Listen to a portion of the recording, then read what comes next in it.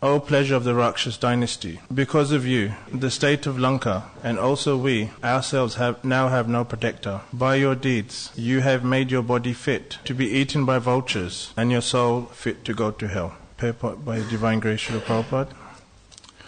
One who follows the path of Ravan is condemned in two ways. His body is fit to be eaten by dogs and vultures, and the soul goes to hell, as stated by the Lord himself in Bhagavad Gita, chapter 16, verse 19. Tan aham dvishata kruran samsareshu naradhaman kshamam ajashram ashubhan asurish eva yonishu. Those who are envious and mischievous, who are the lowest among men, are cast by me into the ocean of material existence, into various demoniac species of life. Thus, the destination of godless atheists such as Ravan, Hiranyakashipu, Kamsa, and Dantavakra is a hellish condition of life.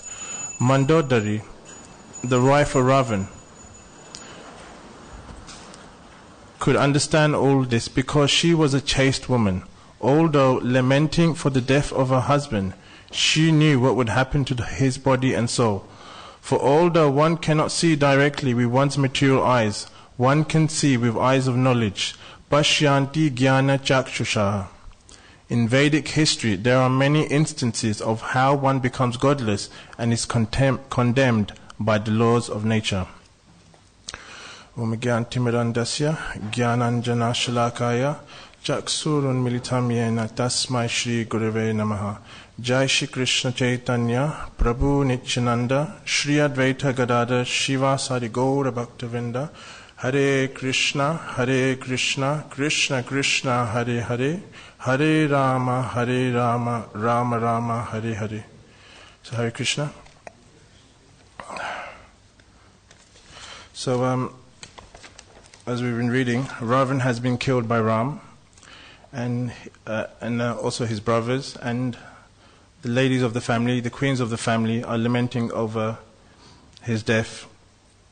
And Mandodari, his wife, his chief wife, is speaking these wise words as Ravan is lying dead on the battlefield. In the previous verse, Mandodari is described as a chaste woman. A chaste woman is someone who's cultured, who is dedicated to her husband. And examples are given of Sita Devi, Draupadi. So Mandodari, even though she was born in a demoniac family, still she had this Vedic training to follow her husband, to serve her husband. And Ravan was born in a Brahmin family. He was a Brahmana, but he was born in a demon family, so he was like a Brahma Rakshas. And he also had Vedic training, but he was extremely sinful. Srila Prabhupada explains that Ravan means one who causes crying for others. So, he was constantly giving distress, causing suffering for others. It's explained that when he raped, I think it was his grandson or some relative's wife in heaven, and he was cursed that he will meet his death. So, he seemed to be a person of low principle. He didn't have much principles. So Mandodari, being the wife of Ravan, and you could say one of his most intimate associates, because the wife, especially the chief wife, was someone who kind of managed the palace, and whereas the king was managing the kingdom, so he would basically get her to run things in the palace. So she was very intimate. She kind of knew him inside out. And she was always the well-wisher of Ravan. She was always telling him, you should change your ways, become a good person, return Sita Devi. And if you look at the words she's saying to Ravan, it's implied that she's very God-conscious, and she's also a very pious woman. And this is due to her training due to her Vedic training. So Mandodari wasn't an envious wife, but she was very sincere. She was willing to help him at every moment. But, of course, he didn't listen. And we find a similar situation in the life of Prahlad Maharaj. He's always trying to instruct his father, Hiranyakashipu. And he was really, really close to his father and saying, you should surrender to Lord Vishnu, give up this enmity, become his devotee. So naturally, Hiranyakashipu, because he was an enemy of Vishnu, because Vishnu had killed his brother Hiranyaksha, he wasn't very happy. And instead of taking this good advice, he tried to kill him. And so, if you think, and it's quite interesting because, we hear of many devotees in scripture and also in our own lives that it's really hard to preach to our family members. It's devotees can preach to everyone. They can preach to scholars, academics, the most intelligent people. But when it comes to their family, it's very difficult, isn't it? Who's had personal experience? Generally, say, especially our parents, we get, people of a similar age, not related, to preach to them. So, in the life of Ravan, even his younger brother, Vibhishan, was like his wife, Ravan's wife Mandodari. He was always telling him, you need to give up your sinful ways, give up these demonic activities. It's also explained that he was creating this type of staircase that was going straight to heaven, to Indra's planet. So he had all these plans to conquer the universe. So Vibhishan, because he was a man, he wasn't kind of attached, he wasn't obliged to Ravan, so he just left. And he took shelter of Lord Ram. And Vibhishan is considered to be, for Lord Ram, he was a great asset. You could say he was like a double agent, He's he was working for the enemy, now he's gone to the other side. So he had so much knowledge. He knew all the secrets. He knew all Ravan's military powers. He told him about Kumbhakarna. He told him about Indrajit, Ravan's son, I believe, was about to do some sacrifice, which would have made him invincible. So he had all this information. He was giving it to Lord Ram. So he was very valuable. So, he did, and he went, and this is against his own brother, Ravan. So when Ravan found out, he was, livid. He wasn't happy. So, Mandodari, even though she's weeping here over the death of her husband, but behind her tears, behind everything she's saying, she's speaking great wisdom. She's saying, even though you was my husband, what you've done in this life is not very good. I'm not really proud of you.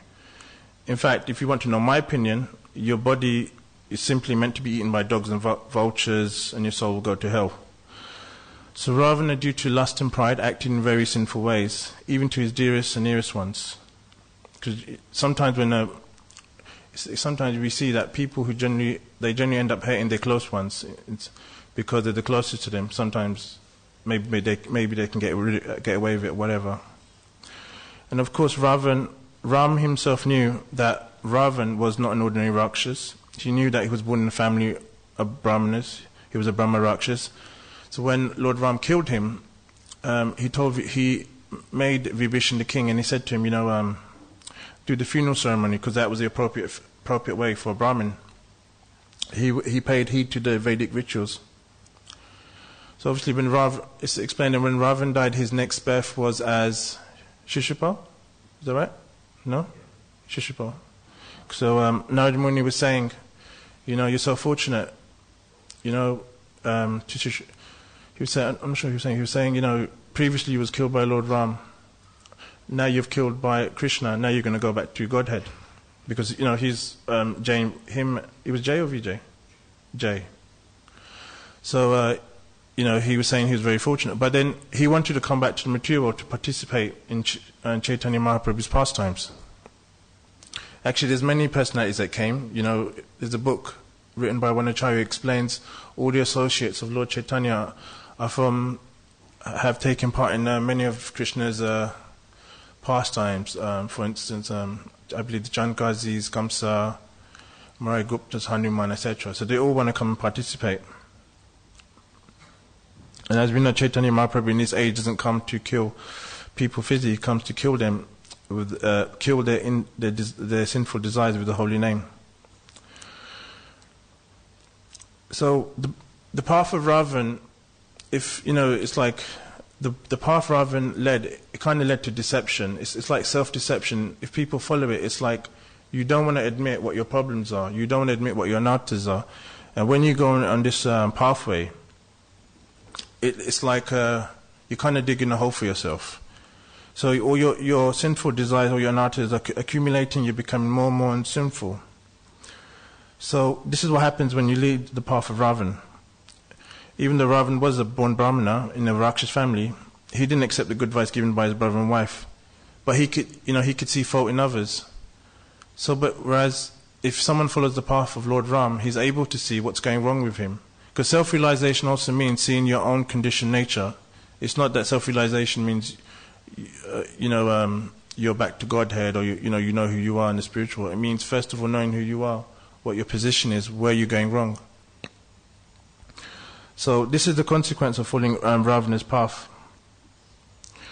By following the path of Lord Ram, we become conscious of our anarthas and the work we need to do on ourselves.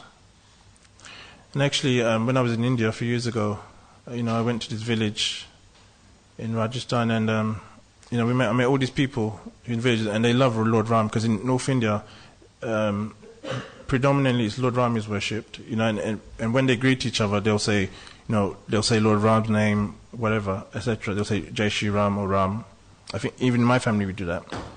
And everyone will say, no, we want to live in Dharmaraja. We want to live in Lord Ram's kingdom, because he was such an ideal king. He's Maryad Purushottam. He follows the Vedic principles ideally. So, but then when I was speaking to them, when I noticed them, a lot of them, they had bad habits. They weren't following so strictly. So for them, they want to live. They like Lord Ram. They want to live in the kingdom, but they don't understand being a devotee of Lord Ram means to work on oneself, to accept his teachings, and to improve oneself. So, and you find that with a lot of people coming from India, they're very much attracted. If there's like this, they call it katha. When these people come from India and they read pastimes of Krishna, of Lord Vishnu, everyone will come. They'll find the pastime interesting, but they generally don't take the pastimes as an instructive. They don't want to learn from that. They think, it's like a kind of spiritual entertainment, but actually it's for transformation, because the result of spiritual knowledge is for transformation of character. Otherwise, what's the point of hearing it if you're not going to change yourself? So when we become aware of who we are, what our issues are, then we become successful. Because when we know, for example, if we're lost, first we need to know where we are and how to get from A to B. Then we can achieve our goal, achieve our targets. Then we can become successful. So this is what it means, When we want to become self-aware. We don't want to suffer from self-deception. We want to become self-aware. And this is a result of following Lord Ram's path. Another interesting thing I was looking at was, even though we find in Scripture that there's many demons who were delivered and, they become devotees. Like even Jagai Madai, they were sinful. They were considered to be the most sinful people of their times. But they were delivered by the mercy of Nityananda Prabhu. But Mayavadis, they generally are not so delivered. I mean, you have examples of the Mayavadis of Benares. And it's interesting, because I was thinking about saying, demons, they cause so much obstacles, problems for devotees, they don't let them practice. They even try to kill them. With Ravan, he took away Sita Devi, kidnapped her. She was a married woman. So how are they eligible for them to become devotees and not Mayavadis? Because after all, grossly, it seems that the demons are causing more issues in the world, isn't it? So if you go to certain parts of the world and you practice Krishna consciousness or whatever religion, you're going to get prosecuted or whatever, But Mayavadis are different, because Mayavadis are internally, philosophically, you could say offensive to Krishna, because they want to become God. They say Krishna is material, spiritual life. We can also become God. Whereas demons don't say that on the outset. For them, it's all about enjoying their senses. For them to become, not. For them to they just want to achieve their goal by any means. Whereas for the Mayavadis, it's not so much like that. So Mayavadis have a false, even though the underlying basis of Mayavad philosophy is sense gratification, namely that we're all God and therefore we have a right to be the supreme bhakta, demons demons, their underlying philosophy is not that. They're just doing the results of it, the consequence. They're just more into sense gratification. They don't really think about that. I mean, you do have, if a demon does want to become God, like Hiranyakashipu, then that's offensive. That's like Mayavad philosophy. So, Mayavad philosophy is very difficult to rectify. It's, Chaitanya Mahaprabhu says, Mayavad bhashya shunile hoye sarvanash. That if you hear Mayavad philosophy, you'll be destroyed. So, it's very subtle. Things that are very subtle are very difficult to deal with. If something's gross, like if you have an injury on your body, then it's easy to fix. So for this reason, Prabhupada, if you read in the Bhagavad Gita, in every verse practically in Srimad Bhagavatam, he's always, if you listen to most of his lectures, he's always critiquing, or you could say, defeating Mayavad philosophy. When Prabhupada first went to the West, Prabhupada was speaking about Mayavad philosophy, and these two devotees that were there, they said, when was the last time you ever heard of a Mayavadi? Because they thought Mayavadi was like some mythical thing from the past that doesn't exist now. It was it's like it's become extinct. But what they didn't realize, that Prabhupada was speaking about them. He was, because the West is covered by atheism and Mayavad. So Prabhupada was speaking about them, and if you look at, if you go to a library, for example, pick up any book, especially Bhagavad Gita, it's covered by Mayavad philosophy.